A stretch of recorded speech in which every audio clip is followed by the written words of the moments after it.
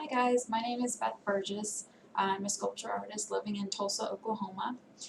I work with a lot of different materials, but primarily I am using copper wire, epoxy, and wood. This body of work I've titled Society Today. It is my reflections on the society we live in.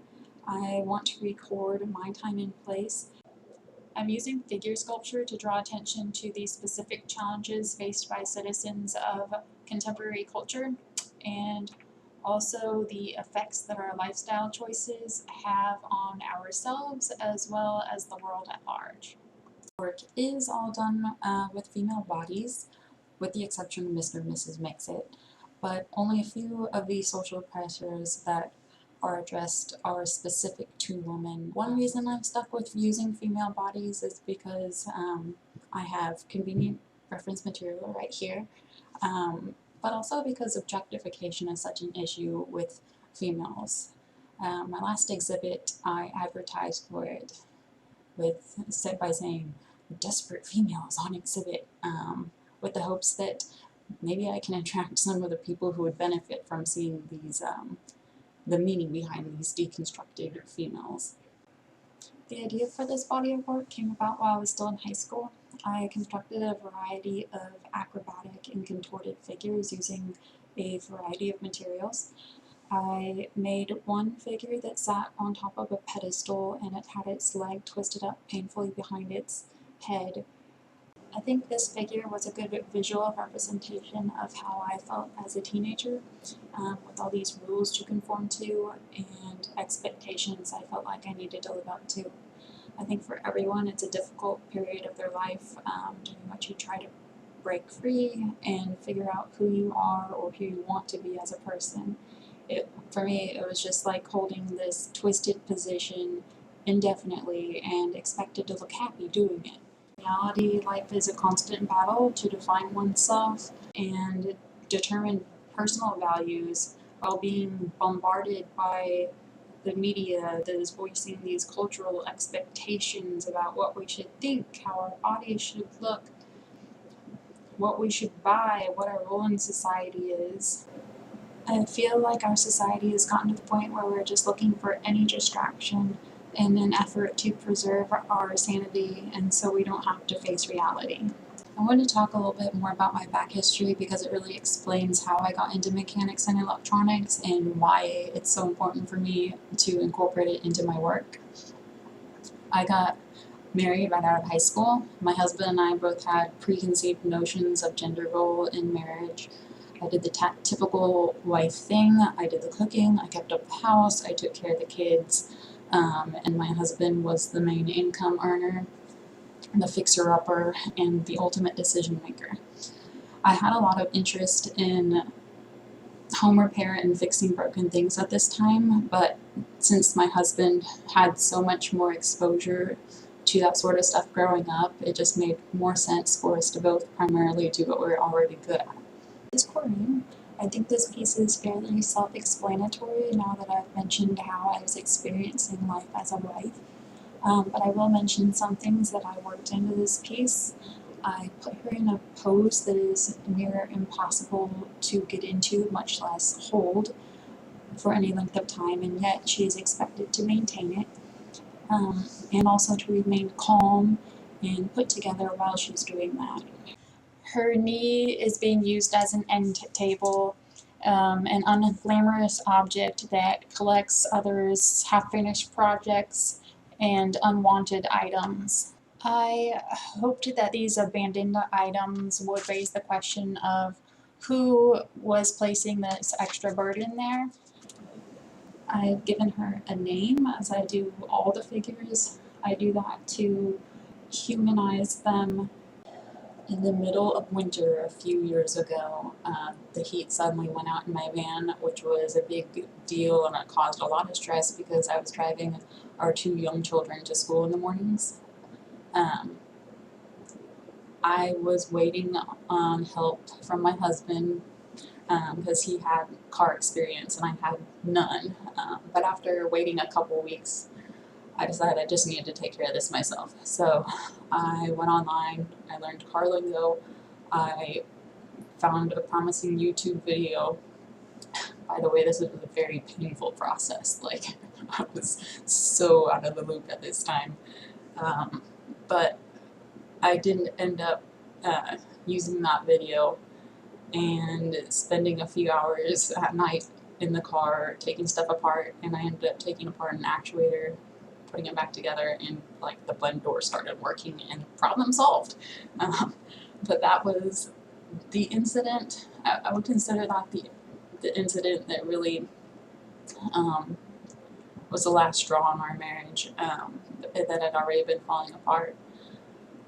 And also the beginning to me growing enormously in independence and confidence.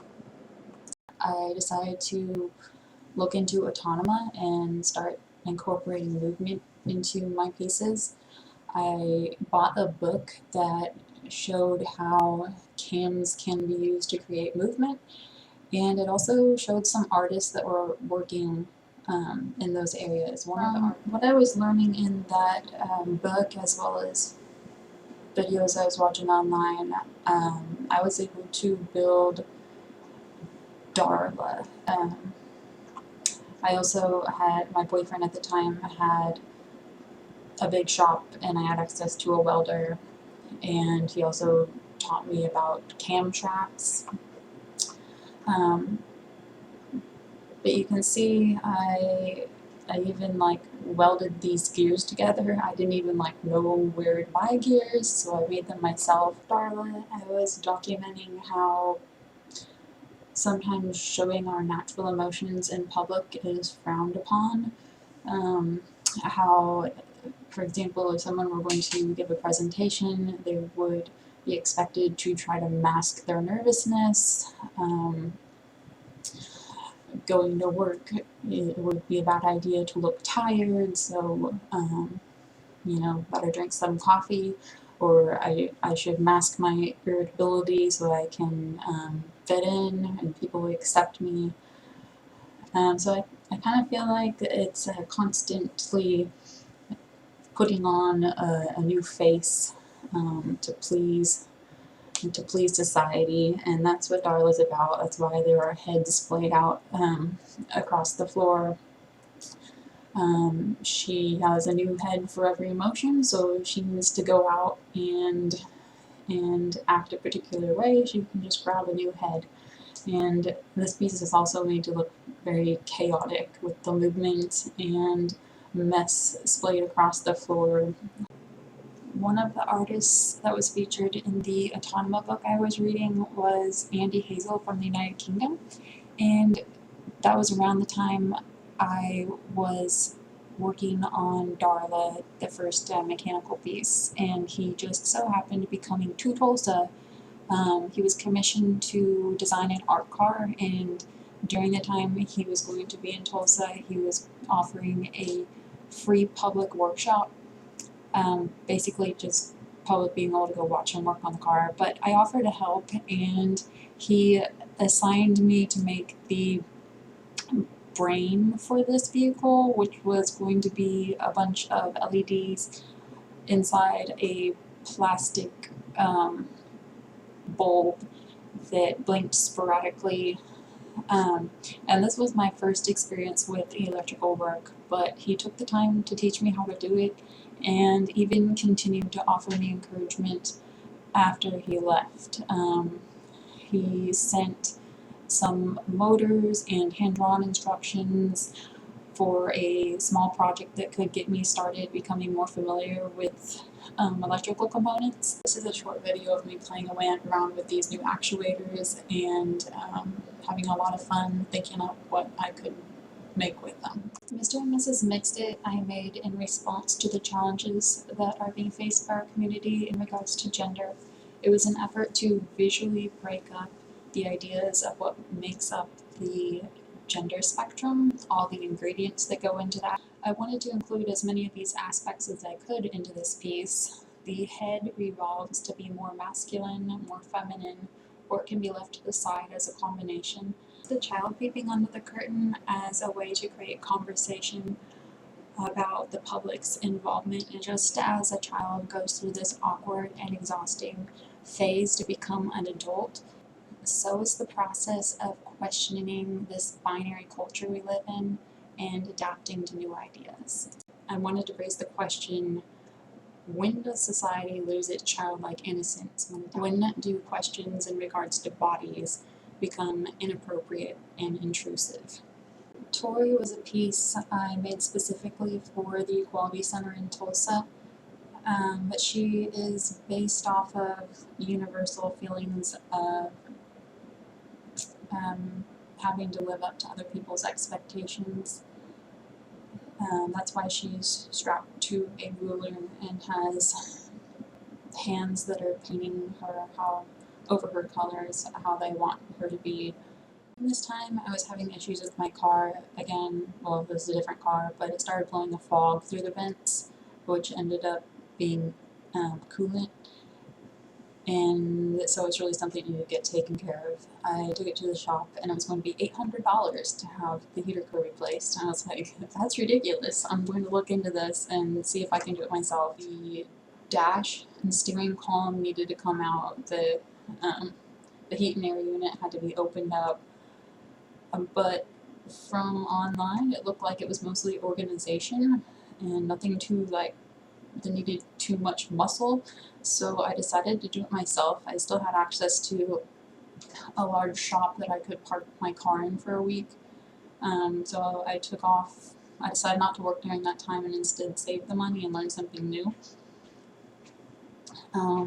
This is a picture of the heater core that came out of my vehicle. It's in pretty bad shape. This is a image from the interior of my vehicle after the dash was removed and the steering column is out, and this ended up being way more terrifying than I'd anticipated, but I did work through it and I was determined to do all this work myself. I did have help like carrying the dash out of the car because it was just too big for me. I think that my reason behind this monumental repair was really that I had some final mental barriers I needed to break down and to prove to myself that I could do anything if I had the interest and was willing to put in the time. This is Annabelle. I feel like I really incorporated a lot of different elements into this piece. The wings extend as well as flap.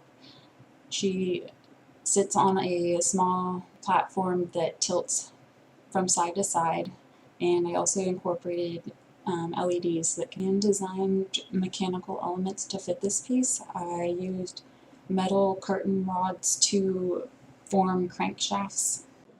With Annabelle, I wanted to record our materialistic culture and draw attention to the effects that this lifestyle has on individuals as well as the world at large. I have Annabelle in a raven's body because ravens they supposedly go after shiny things, so I thought that was fitting. She shows exhaustion as she's dragging a jeep behind her. One of her chains is attached to some ivory tusks which have been harvested. Rachel I made while I was teaching classes at a day center for the homeless. I chose to put together this scenario that seems absurd as a sculpture, but in reality happens all the time, where this well cared for dog and its owner are walking past this destitute person. Working with the homeless really made me contemplate how we decide who or what is deserving of our time and resources. Eleanor is the largest figure I've made. I wanted her to be unavoidable, and I also like to make people uncomfortable and question their values. I wanted to highlight and contrast our natural bodies with the physical presentation that develops as a result of these cultural expectations. This is the last piece I'm going to talk about. I took a lot of pictures during the process of making her so I can show you what goes into making these pieces. Usually these pieces are too complex for me to have fully developed in my head from the start, but I generally will start with a character that I make up in my head, a little story that goes behind it, and then I think up a pose that will represent that character and what they are going through. The body continues to develop as I sculpt it. I reposition limbs, bending them this way and that, until I get a figure that I'm pleased with. The face and body get pieced together from images that I find online. If the figure is in a really awkward position and I'm having trouble finding pictures, I might take pictures of myself as reference material.